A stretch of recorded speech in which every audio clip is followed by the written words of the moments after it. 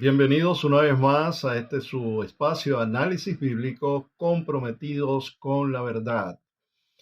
En esta oportunidad vamos a conocer el método de interpretación que se usa básicamente en este espacio, con el propósito de enseñar la palabra de Dios.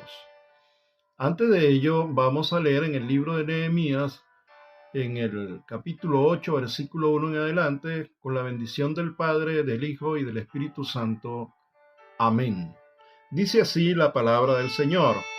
Venido el mes séptimo, los hijos de Israel estaban en sus ciudades, y se juntó todo el pueblo, como un solo hombre, en la plaza que está delante de la puerta de las aguas.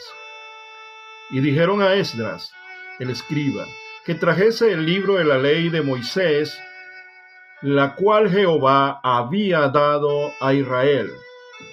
Y el sacerdote Esdras trajo la ley delante de la congregación, así de hombres como de mujeres, y todos los que podían entender el primer día del mes séptimo.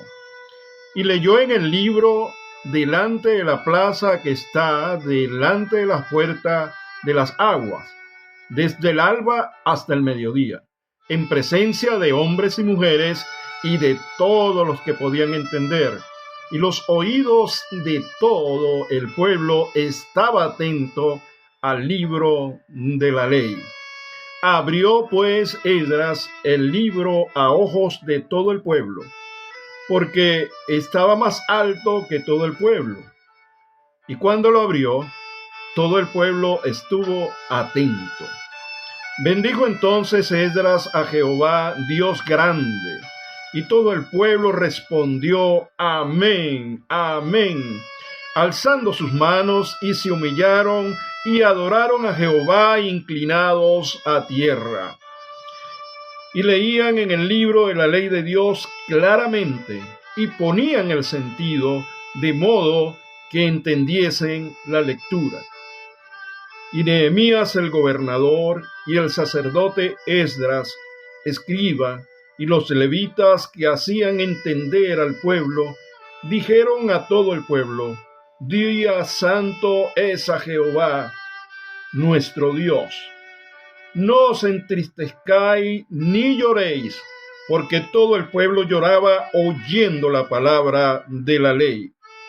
Luego les dijo: Id, comed grosura y bebed vino dulce, y enviad porciones a los que no tienen nada preparado, porque día santo es a nuestro Dios. No os entristezcáis, porque el gozo de Jehová es nuestra fortaleza. Aquí podemos entender entonces en unos versículos el énfasis que se hace al hablarle Esdras al pueblo de Israel. Las dos tribus que estaban aquí presentes eran la tribu de Judá y la pequeña tribu de Benjamín. Habían venido del exilio babilónico. Ellos allá en el exilio babilónico no tenían el templo que ya había destruido Nabucodonosor cuando Dios le permitió que destruyera al templo de Israel. Y una de las causas del por qué Dios permitió que Nabucodonosor destruyera el templo, quemara las puertas, se debía a que Israel solamente había hecho un dogma, una ceremonia, un ritual de la adoración a Dios. Se habían concentrado solamente en celebrar sus fiestas, en celebrar sacrificios de animales, pero su obediencia a Dios, por supuesto que no era correcta. De manera que Dios los saca de ese sistema ceremonial, de ese sistema de solamente cumplir con los sacrificios sin obedecer a Dios, y esa es una de las causas principales por la cual Nabucodonosor los lleva cautivos hacia Babilonia. Durante 70 años tuvieron presos allí, tuvieron cautivos, según la profecía del profeta Jeremías. Podemos entender también que Dios les permite regresar para la reconstrucción del templo.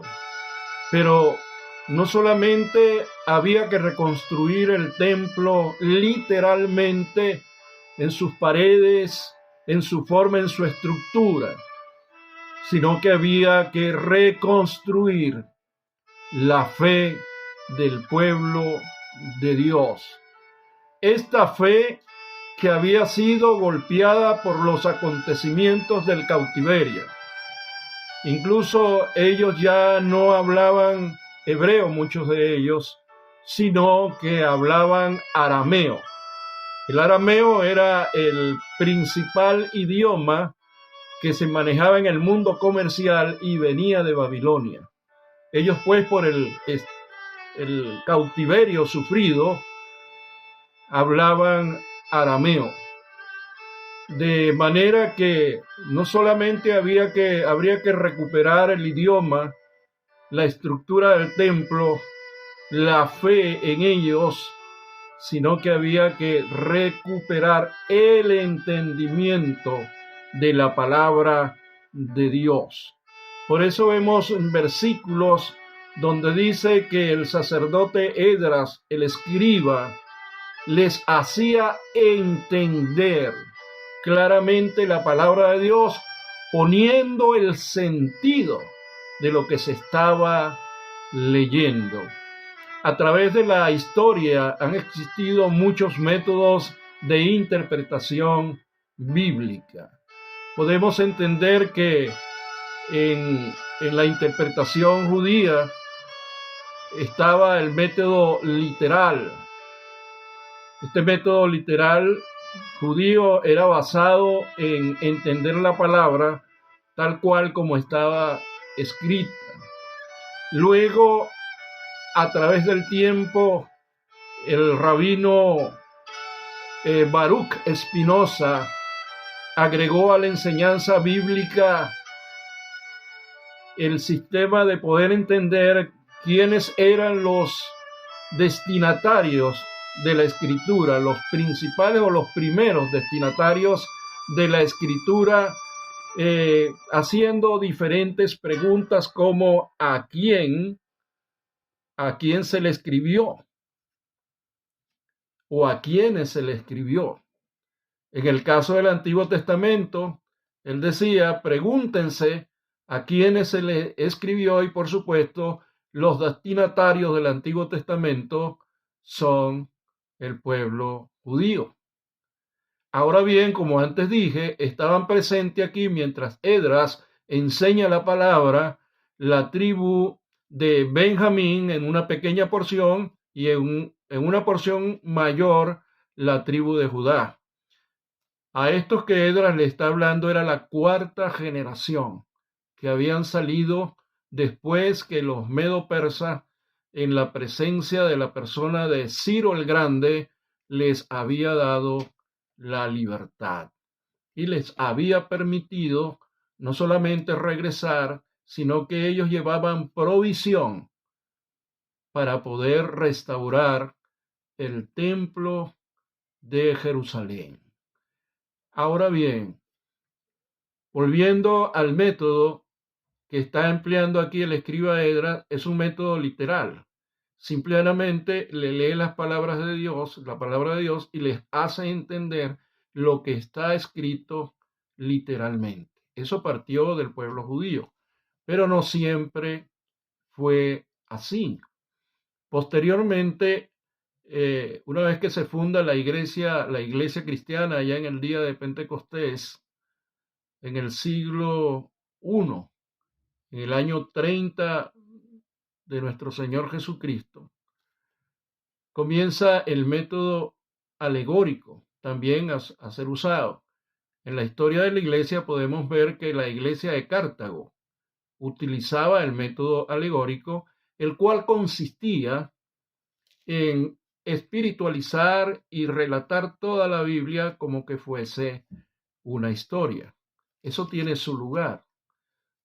Luego, en la iglesia de Antioquía, donde por primera vez se le llama cristiano a los seguidores de Cristo, porque antes de ser llamados cristianos se llamaban los del camino.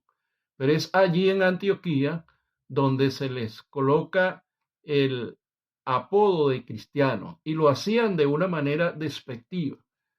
Ese nombre no tiene la connotación que tiene hoy en día, sino que se les aplica a los del camino de forma despectiva, los cristianos.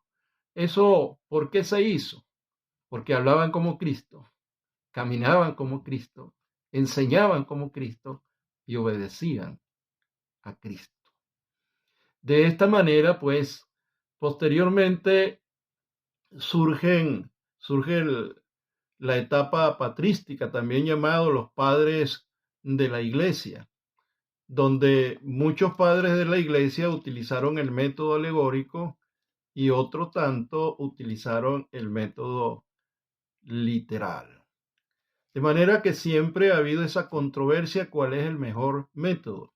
Y yo podría aconsejarle a los que siguen este espacio que el mejor método depende de cuál es el propósito para el cual va a ser utilizado. En este caso, en el caso de este espacio, vamos a utilizar el método literal, gramatical e histórico. Y la razón es el siguiente.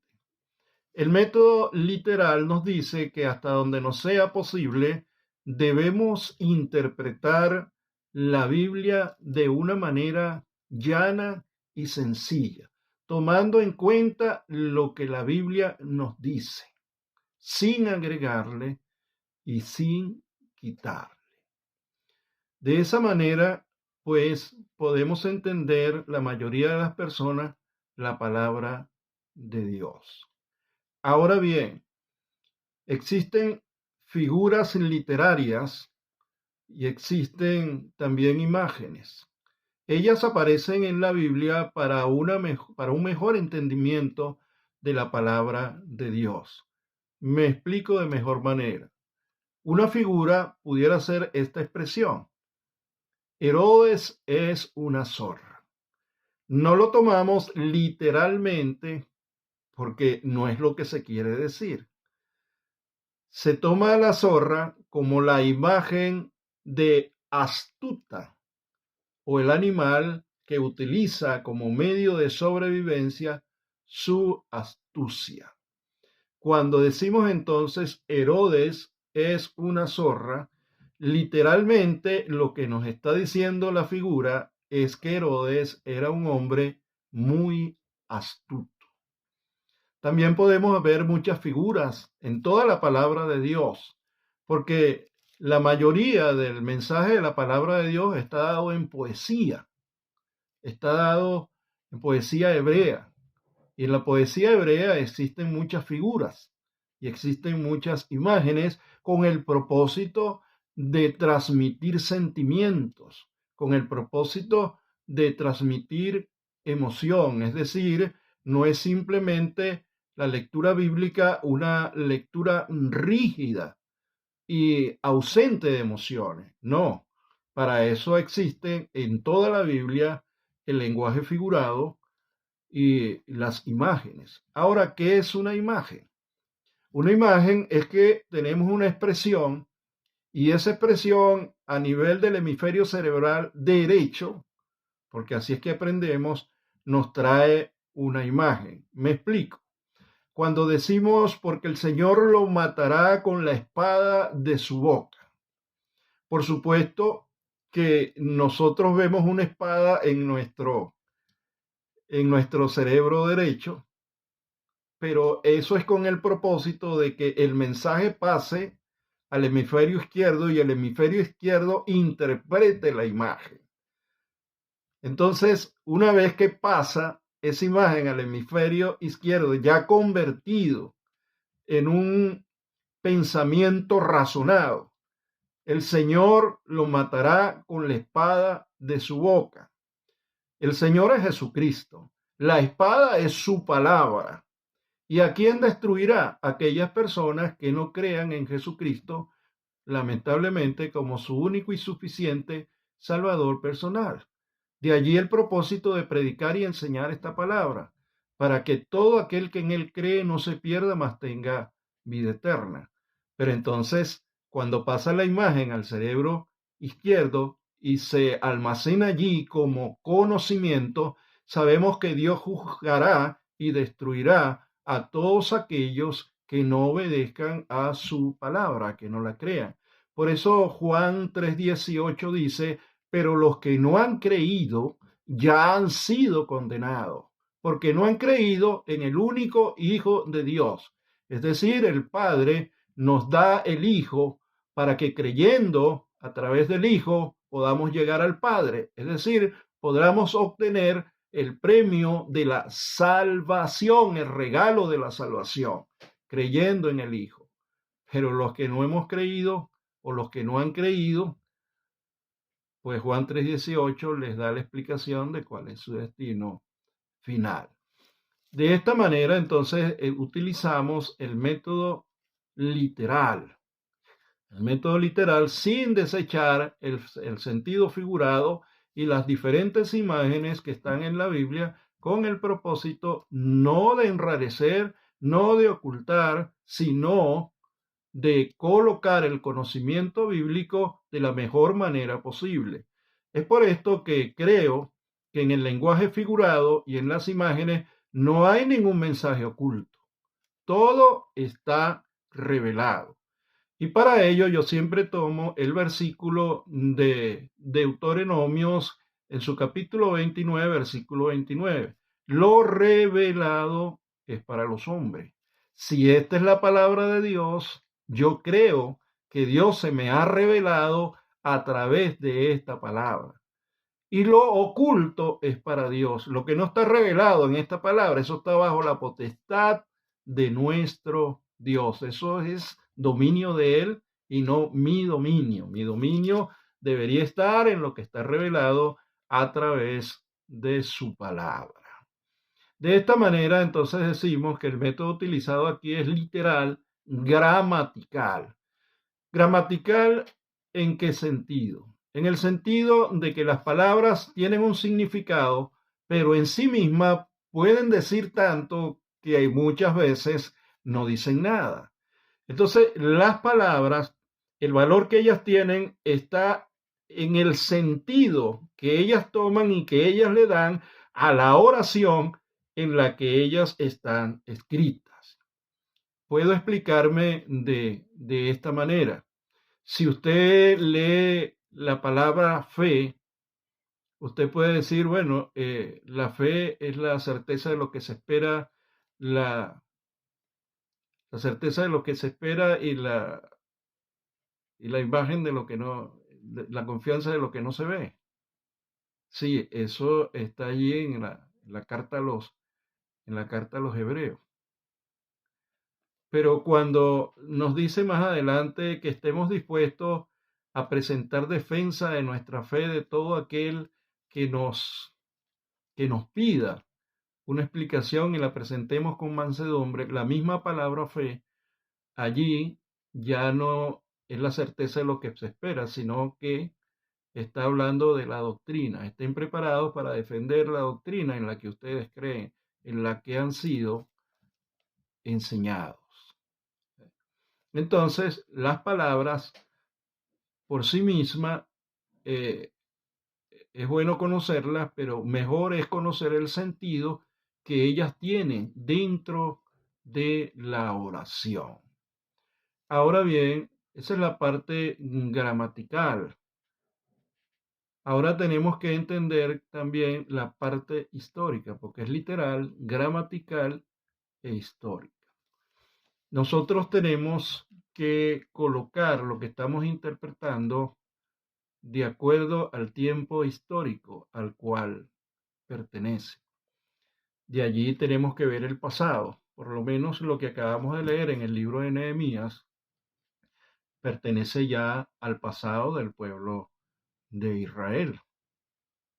Pero si nosotros leemos Apocalipsis, las profecías de los diferentes profetas o el libro del Apocalipsis, ahí vamos a ver que muchas cosas están en el futuro.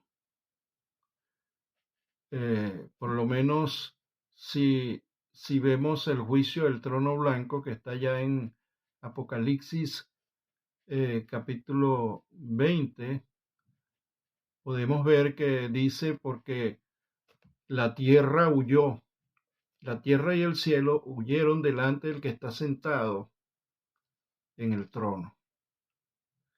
Es decir, ahí se hace una imagen de personificación. A la tierra y al cielo se les trata como una persona, y el que está sentado, nuestro Señor Jesucristo, que está sentado en el trono, está juzgando. Entonces los hombres, la tierra, quisiera esconderse delante del que está sentado en el trono para no ser juzgados. Allí, ¿verdad? Eso está en el futuro. Eso está en el futuro. Entonces allí tenemos que ver el tiempo histórico en el cual estamos leyendo y estamos comprendiendo lo que estamos leyendo. Porque el propósito de este espacio es de enseñar tal cual como está escrito en la palabra. Por supuesto, el trato del Espíritu Santo con cada quien, pues el Espíritu Santo hablará a su entendimiento, traerá a memoria lo que ha leído, lo que ha estudiado, y ese trato es individual y depende de muchos factores: la obediencia, la oración, el ayuno, la fe que tengamos en nuestro Señor Jesucristo, y darle lugar al Espíritu Santo para que nos guíe a toda verdad. Por supuesto que sí. Esto no excluye el que tengamos sentimientos, el que tengamos emociones, en que en un momento determinado, a través de la palabra, el Señor nos hable. Eso no nos excluye. Muchas veces estamos reflexionando en la palabra cuando vamos caminando, cuando estamos en nuestro trabajo, cuando nos montamos en el medio de transporte, y sentimos como en nuestra conciencia hay un lenguaje y nos da dirección. Por supuesto, ese es el Espíritu Santo, que de lo que está almacenado allí trae a nuestra conciencia, porque la palabra de Dios dice que el Espíritu Santo traerá a memoria. Entonces, la memoria es un depósito donde está guardada la palabra de Dios, y Él lo trae a nuestra conciencia para que en ese acto conscientemente adoremos a nuestro Señor y le obedezcamos. Eso fue lo que dijo David allá en el Antiguo Testamento: en mi corazón he guardado los dichos de tu boca.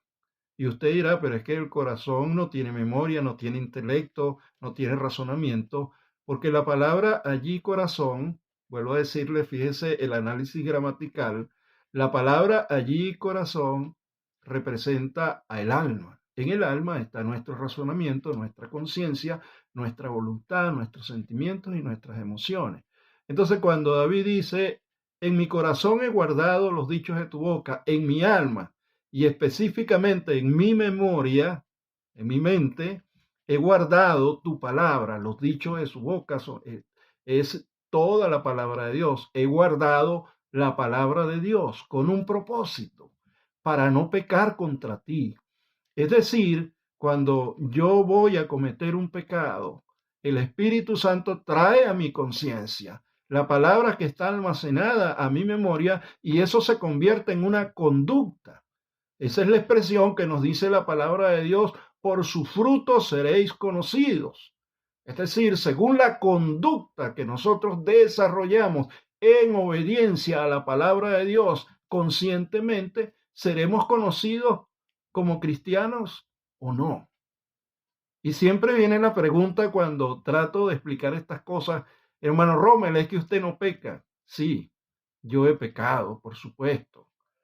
Y no quiero excusarme porque soy humano, porque mi mente es finita. No, porque lo que Dios nos aconseja a través de su palabra y del Espíritu Santo de nuestra conciencia es no practicar el pecado. Porque el que practica el pecado es del diablo, dice la palabra de Dios. Entonces, cuando pecamos, inmediatamente debe venir el arrepentimiento genuino y la fe para con Jesucristo de que Él es capaz de perdonarnos, limpiarnos de toda maldad y guardarnos sin caída y presentarnos sin mancha y sin arruga delante del Padre. Esto es una lucha constante mientras estamos en este cuerpo, pero la palabra de Dios viene como vino delante del rey David, en mi corazón, en mi alma, he guardado en mi conciencia los dichos de tu boca, he guardado tu palabra para no pecar contra ti. Y tendremos esta lucha hasta que nosotros vayamos al Señor o Él venga por nosotros. Pero podemos ver que la tendencia del creyente verdadero es a no practicar el pecado, que es lo que se condena. Por eso dijo Pablo, miserable de mí, ¿quién me podrá librar de este cuerpo de muerte? Porque el mal que yo no quiero hacer, ese hago, y el bien que quiero hacer no lo hago. Es decir, el apóstol Pablo tiene una lucha de no querer practicar el pecado y él realmente pudo declararse más que vencedor cuando dijo que él había ganado esa batalla y que por lo demás, al igual que nosotros, al ganar la batalla, por lo demás nos espera la corona de la vida. En esa enseñanza literal nos dice el Señor, sé fiel hasta la muerte y yo te daré la corona de la vida. Pero eso no lo podemos hacer nosotros solos, porque el que pone el querer y el hacer en nuestros corazones es el Espíritu Santo de Dios, para que entonces nosotros no obremos en nuestra propia fuerza, porque en nuestra propia fuerza estamos derrotados. Pero cuando obedecemos la palabra de Dios, que lo trae a nuestra conciencia el Espíritu Santo, para que eso se transforme en una conducta, podemos decir que somos más que vencedores.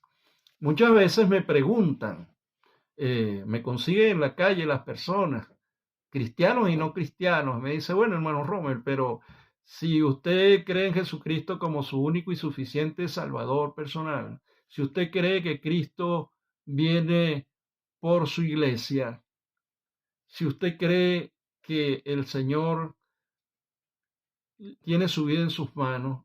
Hay otros que también son cristianos y creen lo mismo, pero tienen diferentes opiniones y se congregan en sitios diferentes. Sí, eso es verdad. Y un factor muy importante de cómo creemos es según el método de interpretación que utilizamos. Yo no estoy diciendo que un método sea más santo que el otro, pero sí les puedo decir que este método literal, gramatical e histórico es un método que nos hace pensar objetivamente.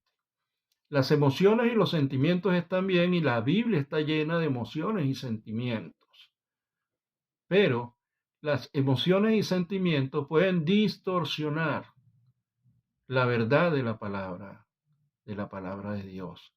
Y el propósito de este espacio es justamente no distorsionar la palabra de Dios. Ahora la emoción, el sentimiento con que Dios a través de su Espíritu Santo nos trate, bueno, ya eso es yo considero que es de manera individual, pues, como Dios trata a los diferentes grupos.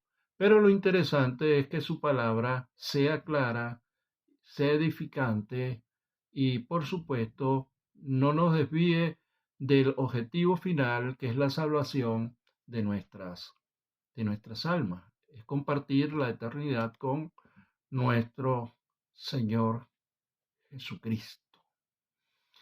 Espero, ¿verdad?, que esto le sirva, como siempre lo digo, al que recién se acerca a la palabra de Dios, aquel que, porque no se le ha explicado realmente lo que el Señor quiere para cada uno de los seres humanos al no haber entendido, pues no se ha vuelto creyente en el Señor, que este espacio sirva para que el que no conoce a Dios, pero se está acercando al espacio, en algún momento determinado pueda recibir a Cristo como su único y suficiente Salvador personal. No terminamos nunca de aprender. En estos días Dios me dio la bendición de ser llevados a un retiro donde nos enseñaron la, la iglesia cuadrangular aquí en Madrid, nos enseña que no basta la llenura del Espíritu Santo, sino que el Espíritu Santo se desborde en nosotros de manera que corra como ríos de agua viva y salpique a otras personas para poder tener la aceptación de Jesucristo como nuestro único y suficiente Salvador personal. Y me pareció maravillosa esa enseñanza, que no basta la llenura, sino de que el Espíritu Santo sobreabunde en cada uno de nosotros, de manera que de nuestro interior corran ríos de agua viva y podamos salpicar, que desborde el Espíritu Santo y eso pueda contagiar a muchas personas para que la salvación sea una realidad en sus vidas. Ese es el propósito de este espacio. Le agradezco al Señor por haberme llevado a ese retiro, a esa entrega allí. Nos dedicamos exclusivamente a orar, fue maravilloso. Estuvimos en un pueblo legendario de aquí de España llamado Chinchón y salimos como 90 personas divididas en grupos a caminar todas esas calles y a orar por las personas, por las almas, por las familias, por el poder del Espíritu Santo. El Espíritu Santo nos ha dado un poder que no es para contender, no es para confundirnos, es para poder liberar, como dice su palabra. Porque si creyereis en el Hijo de Dios, seréis verdaderamente libres.